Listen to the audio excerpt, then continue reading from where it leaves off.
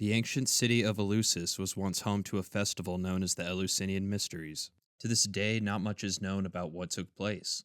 We certainly have details and written accounts that sort of talk around the mysteries, like what happened leading up to them and the sequence of events leading to its final culmination.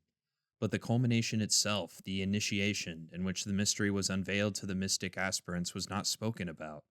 To the ancient Greeks, speaking about what was revealed during the height of this ceremony was considered an act of profound impiety. Thus, we are at a loss today as to what exactly took place during the climax of this mystery cult.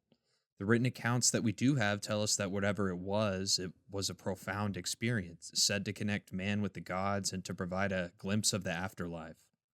As the mysteries garnered more reputation outside of Attica, it became a more pan-Hellenic site that was open to all Greek-speaking people. Cicero called it the highest thing Athens ever produced, and Roman lawmaker Vettius Predicstatus, one of the last defenders of the cult before its destruction by Alaric in 396 AD, said that the life of the Greeks would become abiatos, unlivable. In 1859, this stunning piece of relief sculpture was recovered near the sanctuary of Eleusis. Since its discovery, classical scholars have been engaged in a long debate as to the identity of this boy youth. It was assumed to be Triptolemus, an important figure in Athenian myth who discovered the art of agriculture. This is reflected in the Homeric hymn to Demeter, likely the written version of a myth that had long been passed down orally, and with the myth of Demeter and Persephone reflecting the coming and going of spring. This seemed to square away with the context surrounding Eleusis, which revolved around those two goddesses. However, scholars started to point out a profound problem. There is nothing to indicate for certain that this is the case. Triptolemus has never, in vase painting or sculpture, been depicted as a child. He is often a bearded man, always accompanied by his chariot. Attributes were immensely important for setting the scene in a mythologically centered work of art during this period and prior. This was the primary way to distinguish Koros and Kore statues of divinities in the Archaic period, a tradition that persisted well into the classical period in which this piece was sculpted, around 460 to 410 BC. Evelyn B. Harrison theorized it was Eumolpus. Erica Simon theorized Demophon. But both theories lend the same problems. The most recently accepted theory was put forth by Kevin Clinton. The boy youth is Plutos, and he isn't receiving anything. He is handing something to Demeter, and he bases this off 3 examples of Attic vase paintings. Yet in none of these is Plutos definitively handing anything to Demeter to begin with, nor is there any mythological narrative in which Plutos does this, and thus his theory suffers from the same attributive problems. Clinton believed Plutos was gifting wheat stalks of agrarian wealth to Demeter, who symbolically distributes it to the Greek world. But Plutos is the son of Demeter. His gift of agricultural abundance, often figured in the cornucopia, is thus Demeter's gift to the Greek world by genealogical proxy. She is not the one who receives it. The world receives it through her son, Plutos, and thus ultimately from her. Without a truly conclusive parallel in vase painting or sculpture, and without a precedent in myth, it seems we are once again stumped as to the identity of this youth. Perhaps then something is missing in the approach. Perhaps the question is being asked in the wrong way. Rather than who is the boy, we will ask what is the boy. For there is a sort of assumption from the get-go that the artists wish to represent a simple vignette or a snapshot from a commonly known mythological narrative, but are we so sure that this is the case? It forces us to ask fundamental questions regarding the very purpose of art in the ancient world. What was art really to the Greeks? Because hints of a radically different attitude can be seen in the fact that in the 5th century and prior, if art was to be made, its subject matter was to be divine. For example, the erection of a portrait statue was the exception, not the rule. There aren't even coins in the 5th century and prior with depictions of men, and Spartan general Pausanias the Regent sparked an international incident when he dared to inscribe his name on a commemorative serpent column dedicated toward the Persian Wars. In the words of Peter Green, portraiture was for the gods. Even if they were shown in human guise, that was no reason for men to climb up beside them. The making of art was a sacred undertaking, and the sacred was its subject matter. Ananda Kumaraswamy, former curator of the Boston Museum, wrote extensively about the interpretation of sacred art. He wrote, "It is not by our aesthetic, but by their rhetoric, that we may understand the art of the ancient world." What he means by aesthetic here is what we have come to understand in the modern world as the purpose of art. a sort of feeling derived from the appreciation of surfaces and style, the admiration in how it was made technically, in its play on perspective and depth, and its fidelity to the real. Swamy believed that this is a modern attitude that is not applicable to the study of ancient symbolism. Not by our aesthetic then, but by their rhetoric. What he means by rhetoric is precisely the meaning meant by Plato and Aristotle, that is, the art of giving effectiveness to truth. Plato compared the artist in the midst of his operation as a minister of a right, that the very operation of art necessarily implied that the artist was in possession of that which was the art form's raison d'etre in a principal state. A mimesis is then required, in which the artist is able to conceptualize a form capable of expressing that truth, in the Greek case, typically a mythological scene. Plato detested the art that was coming into fashion during his age precisely because he believed it was losing this sacred motivation. When Pliny the Elder said, speaking of the High Hellenistic period between 295 to 156 BC, that the sculptor's art came to a halt then, we must understand it along these lines. When it comes to the Eleusinian Relief, we should first understand historical context, that the mysteries were considered by many to be the most sacred of all mystery cults. The importance of both the ceremony and this relief is reflected in its very size, more than 7 feet in height. Colossal reliefs are virtually unknown in this period, and the one documented comparenda we have was one in which no expense was spared, the Lacatrades relief. Whatever the subject matter of the Eleusinian Relief was, given its unprecedented scale and intended export to the most sacred site in Attica, it must have been of profound sacred significance to the Greeks.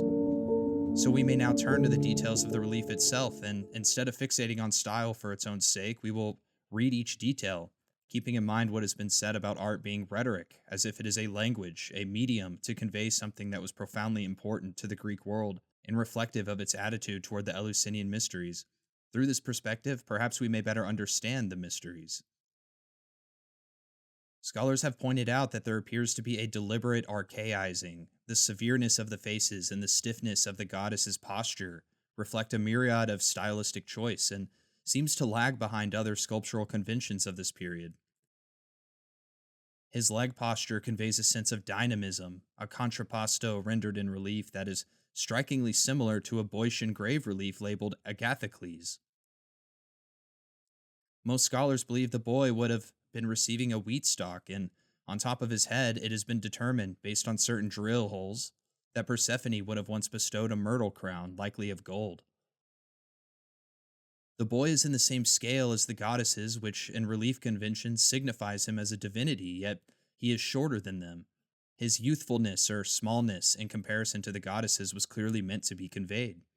And he is also unclothed. The way he clasps his chiton also parallels the grave stele in which Agathocles is an athlete, with his athletic courage and virile nobility on full display. The boy is not an athlete, but he carries that same dignified quality. He presents himself to the divine reception and, as stated by Clinton, unveils himself to the goddesses. So he appears to be some sort of divinity receiving ears of wheat from Demeter, hence the Triptolemus interpretation. However, there is one problem with this. The boy wears the distinctive Crepides-style sandals. No example has ever been found of these sandals being worn by a divinity, not in vase painting or sculpture.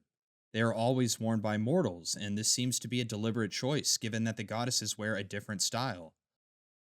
Secondly, the boy has no attribute whatsoever, which is an extremely rare phenomenon in this period. Typically, a sculpture of a god, goddess, or hero was incomplete without their corresponding attribute, and yet this boy has no attribute at all. Clearly, the artist spared no expense in the making of this piece, and this strange lack of any identifiable attribute is thus deeply intentional, and therefore we may have to conclude that perhaps he is meant to be anonymous, meant to lack identity, that perhaps he has little comparenda in myth because the artist did not intend him to be a specific figure from myth. And this being so, what could this relief really be depicting? What this relief depicts is not a single vignette scene from a mythological narrative. What this relief depicts is a culminated sacred moment, the moment of the Eleusinian initiation. It depicts the climax of the great mysteries, the moment when the myths surrounding Eleusis, of Demeter and Persephone, the coming and going of spring, the moment when the outer layer of this story, which the Eleusinian rites acted out, collapsed in the moment of revelation. when its inner content was unveiled to the Eleusinian initiate. And in that sacred moment, as our written sources attest, the initiate is lifted to a state of divinity. He is not a god himself. He doesn't have his chariot of snakes or the hermetic wand. He is a mortal. His Crepide-style sandals, in tandem with his shorter stature, ensure that this was made clear. But in those brief moments of initiation, he glimpses the realm and the nature of the gods. And so, what did the Greeks have to say about what this moment of initiation was like? Sophocles wrote, "Thrice blessed among the mortals are those who, having seen these sacred rites, enter Hades. For them alone there is life, but for the others all is evil." Isocrates wrote, "Demeter gave these two gifts, the greatest in the world, the fruits of the earth which have enabled us to rise above the life of the beasts, and the initiation, which inspires in those who partake of it sweeter hopes regarding the end of life and all eternity." Pindar wrote, "Happy is he who has seen these things before he goes beneath the earth, for he understands the end of mortal life and the beginning of a new life given by the gods." And finally, we will wrap up with a quote from Plutarch. "At first there is wandering and wearisome roaming and fearful traveling in darkness with no end to be found. Then there is every sort of terror, shuddering, trembling, perspiring, and being alarmed. But then a marvelous light appears, and open places and meadows await, with voices and dances and the solemnities of sacred utterances and holy visions. In that place one walks about at will, now perfect and initiated and free, and wearing a crown, one celebrates religious rites with pure and pious people." Mircea Eliade, a historian of religion, wrote extensively about the nature of sacred festivals and what he called sacred and profane time. He wrote, "One essential difference between these two qualities of time strikes us immediately. By its very nature, sacred time is reversible in the sense that, properly speaking, it is a primordial mythical time made present.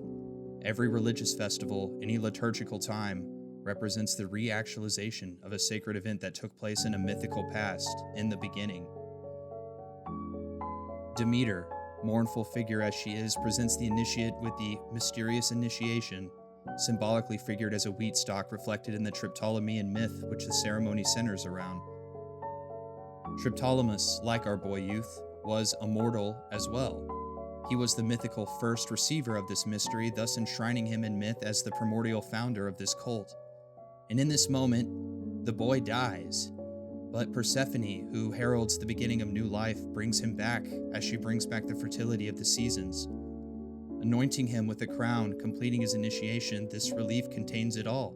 This relief is the mystery of Eleusis. That is why the boy has no attribute. That is why he wears the sandals of mortals, because these are not identifying features. They are symbolic cues, carefully placed in the sacred rhetoric of the artist.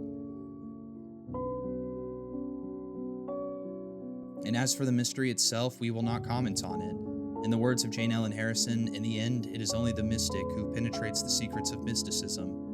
But perhaps by engaging with sacred art in this way, we brush up against it. We have taken account of every minute stylistic detail. We have engaged with both primary and secondary accounts to put together a theory that may not be ultimately decisive, but one in which every sculptural element, every written account, and everything we know about the Eleusinian mystery seems to point toward. And perhaps all that's waiting for us is to take the next step, to approach this relief as if we too are initiates, arriving after the long procession, voices exhausted and elevated from the mystic Iake chant, every part of us in deep anticipation for what Cicero called the highest thing Athens ever produced. What this necessarily implies is approaching sacred art as an act of self-denial, to approach it with the reverence ancient man would have approached it. And when this is done, now identifying ourselves with the Greek mystic, it's as if the boy is you. As if this was its ultimate function, to jump out at the initiate, to invoke a sort of arrest of the senses within the sacred Eleusinian complex. Perhaps arriving he would see Triptolemus, and as he left he saw himself, now initiated into the great mysteries. And perhaps us too, as we gaze upon the Eleusinian Relief, this magnificent work of sacred craftsmanship, with its towering fertility goddesses and our strange, elusive boy youth. Perhaps we too can still catch a faint glow of that ancient radiance from Eleusis.